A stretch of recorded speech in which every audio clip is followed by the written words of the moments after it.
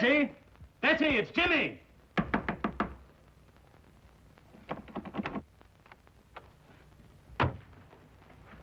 Mr. Durham, something's happened to Betty. Force the door open.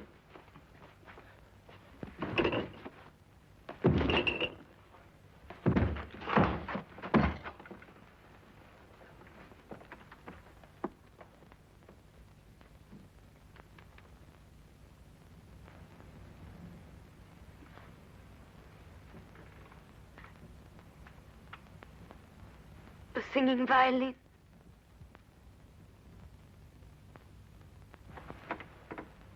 Betty, darling. The singing violin. It was here again. I saw it, I heard it. The singing violin. I heard it. Betty. I saw it.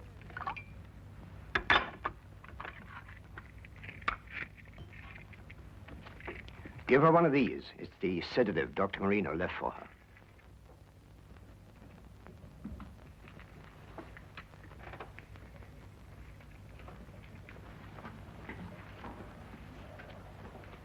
She will attend to my stepdaughter.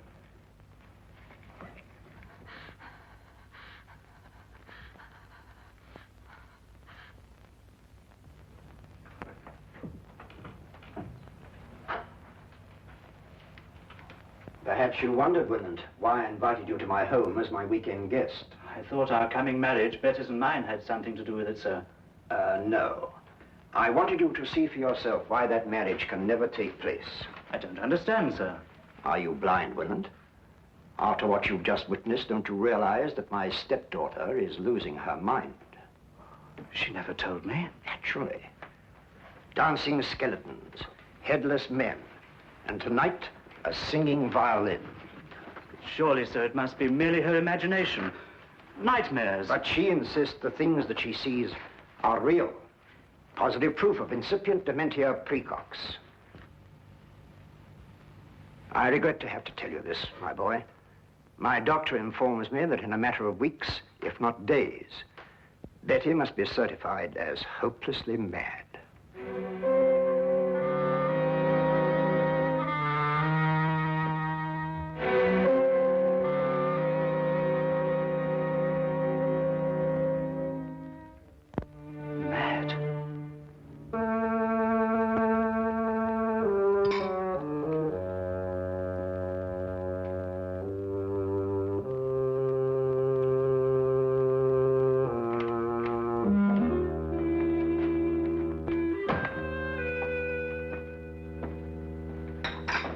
Finished, sir? Yes. Get out the Thompson file, Wilkins. You know that hatchet killer. Yes, sir. Mr. Holmes did a neat bit of work on that case, don't you think, sir? Might I remind you, Wilkins, that Scotland Yard also worked on that case? Yes, sir. What shall I do with the file, sir? Put it in the case's closed file, of course. Very good, sir. Crime seems to be falling off in London this week, sir. It's been a dull week. Yes, it's so dull, I'm going to do something about it. What, sir? I'm going to visit our old friend Sherlock Holmes. I've noticed that when we've got no crime, he has.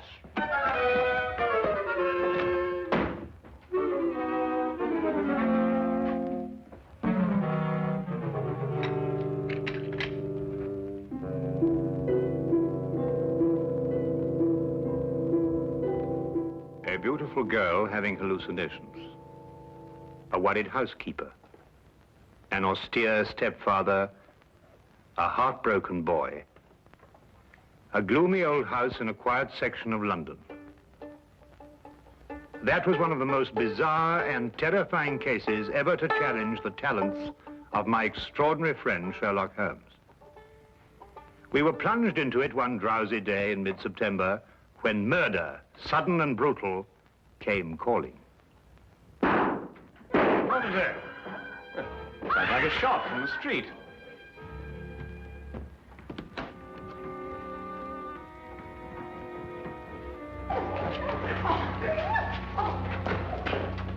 Stand back there. Stand back, please. What's happened to your passenger? He's dead, sir. Dead? True enough. He's been shot. What's going on here? This man in the carriage, Inspector. Shot he was, sir. All right, let's stand back here, please. Stand back, please. Stand back. Let's move along here, please. Please. Stand back, please. Move along here, please. Please stand back.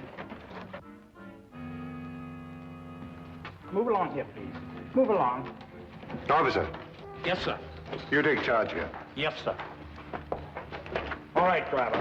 What do you know about this? I don't know. We were about to have a visitor.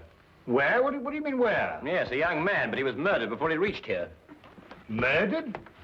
How do you know?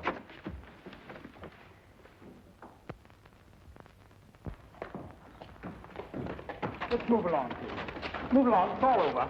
Move along, please.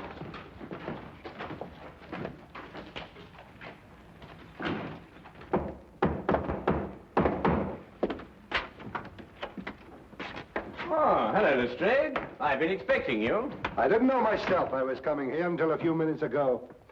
I suppose you also know why I came here? Murder. Both Dr. Watson and I heard the shot. I observed part of the proceedings through the binoculars. This was found in his pocket.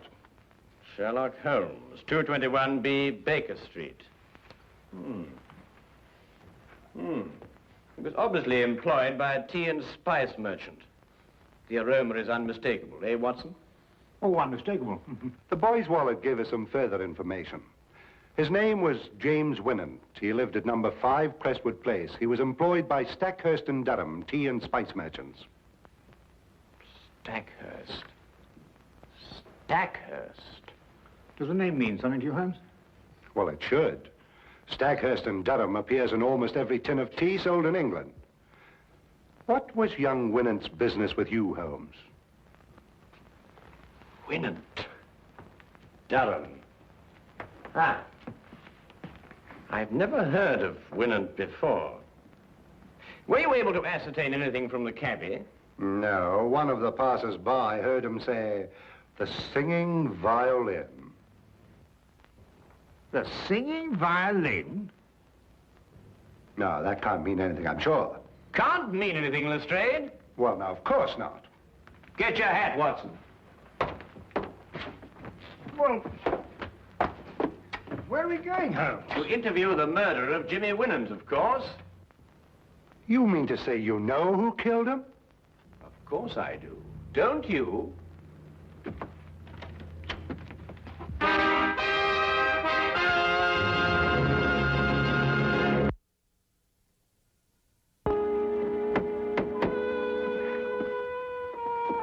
Might I inquire who lives in this dreary monument to great wealth? Guy Durham.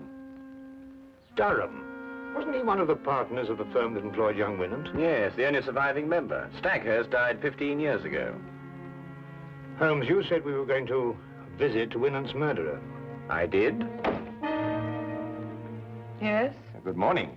I'm Sherlock Holmes, and this is Dr. Watson. I'd like a word with Mr. Guy Durham. Here is my card. I'll tell him, for all the good it'll do. He left word he doesn't want to be disturbed. Come in.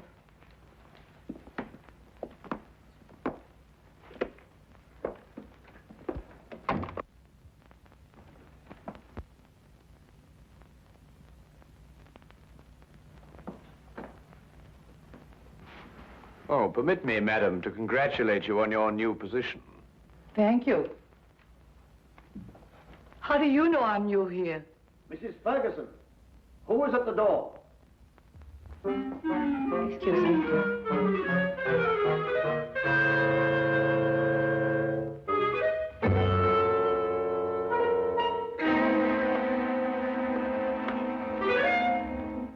How did you know? Well, she was unfamiliar with the position of the curtain cord. She obviously hasn't been employed here very long. Oh, obviously. I'm sorry, sir, but Mr. Durham can't.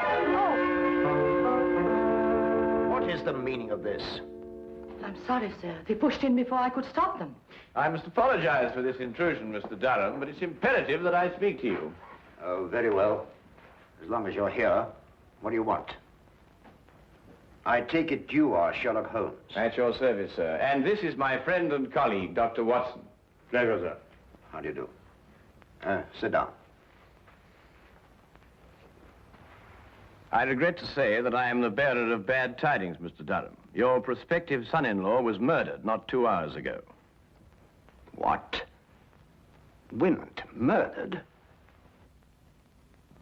But, Holmes... The engagement announcement of Miss Betty Durham and Mr. James Winant was published in the Times not 2 days ago. Mr. James Winant was on his way to see me when he was ambushed and shot. But what did he want to see you about?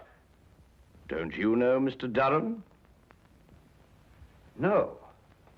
Then perhaps Miss Betty, your stepdaughter, I believe. Yes, Betty is my stepdaughter. I adopted her when I married her mother.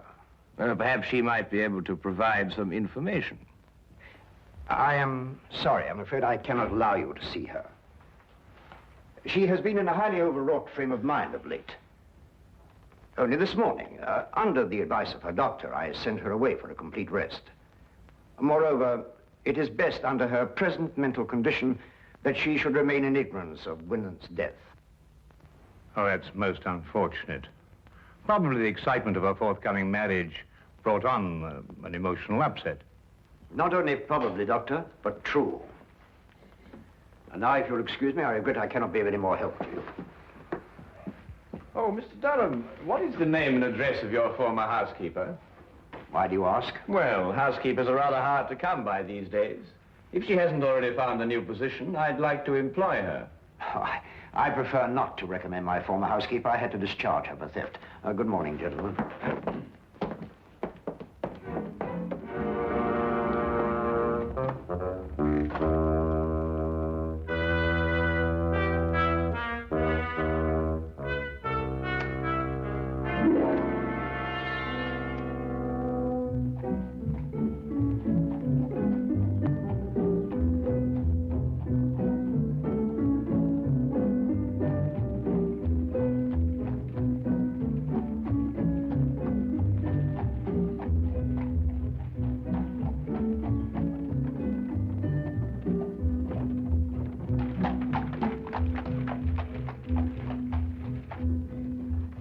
You believe Durham is the murderer, Holmes? Yes. Why are you so sure? Well, 15 years ago, Horace Stackhurst died in extremely mysterious circumstances. Stackhurst? Would that be the Stackhurst of Durham's firm? The same. Shortly after Stackhurst's death, his widow married Durham. And the widow is Betty's mother, I presume? Indeed, she was. But the mother herself died within a year, and Betty inherited a great fortune. Durham was appointed guardian until such time as Betty married. Oh, I'm beginning to understand. Tell me, Holmes, have you solved the mystery of Winant's dying words yet? The singing violin? Oh, well, that's really very easily explained, Watson, now that the... Ah, here we are.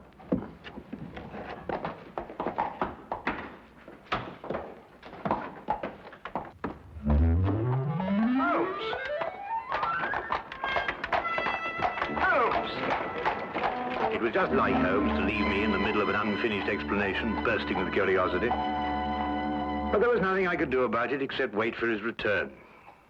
I waited up for him until midnight, finally retired without seeing him. And when I awakened the next morning, he was already gone. I didn't see him again until shortly before 10 o'clock.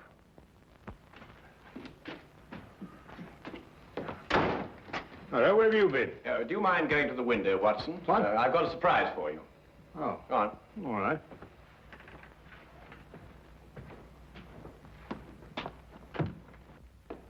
No, not yet, Watson. Now, turn around. Now, keep looking into the street. That's better. Now. Won't be a minute now. All right. Turn around.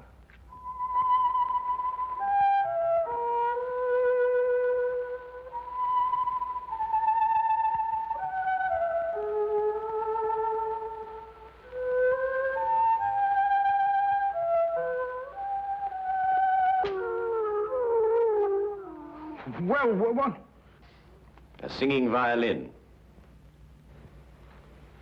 Well, that's fantastic. Yes, a fiend with a diabolical mind, our Mr. Durham. Soap on the bow so that no sound should come from it, and this. Come along, Watson. Where to? To complete a plan which this time only you can effect. Oh, really? After you.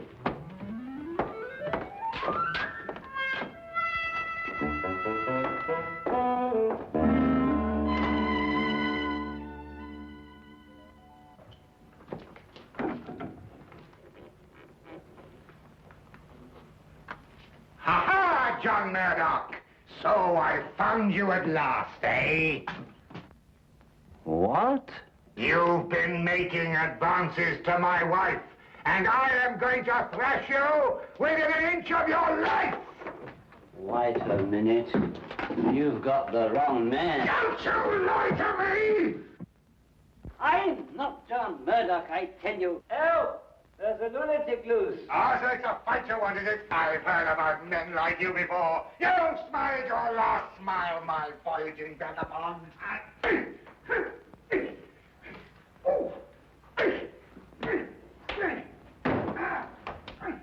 My answer is final, Durham. I didn't mind certifying your stepdaughter as insane, but I draw the line at murder. If you want her killed, do it yourself. Very well, Marino. I will. But you will have to sign the death certificate. That I'll do. An overdose of morphia would be the best way. I'll prepare a hypodermic for you. She's under sedation now, and shouldn't give you any trouble. What room is she in? Number 4. Dr. Marino, help! Something's happening out there. Let it wait. Give me the hypodermic.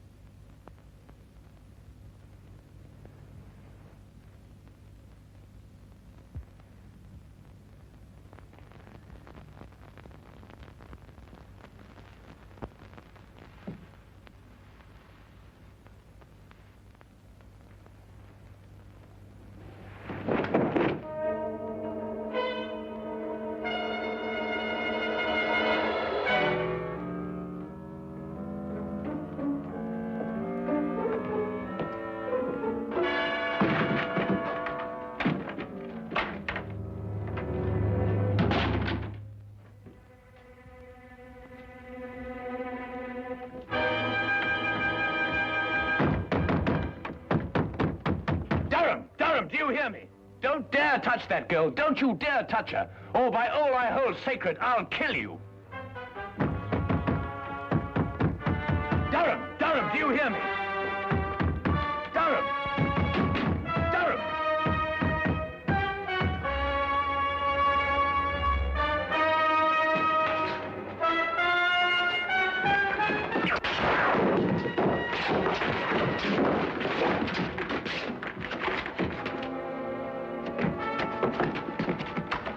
Are you all right, Holmes? The girl, is she all right, Watson? Just drugged. She'll be all right. Well, what kept you so long? Dr. Marino brought up reinforcements.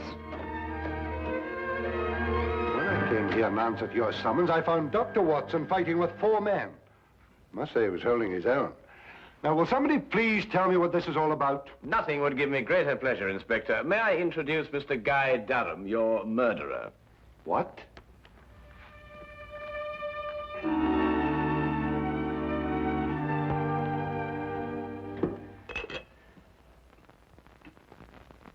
Well, of course, Watson. I knew Betty was in danger when Durham mentioned Marino.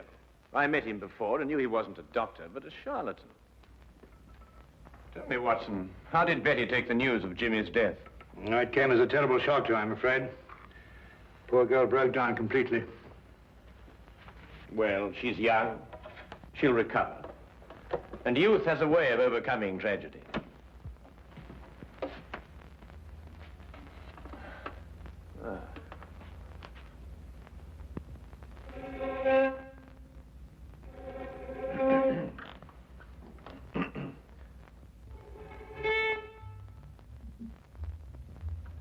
Oh, confound it. I completely forgot that I soaped this bow. It'll be days before I can play again. Really? A wonderful invention, soap. Has so many uses.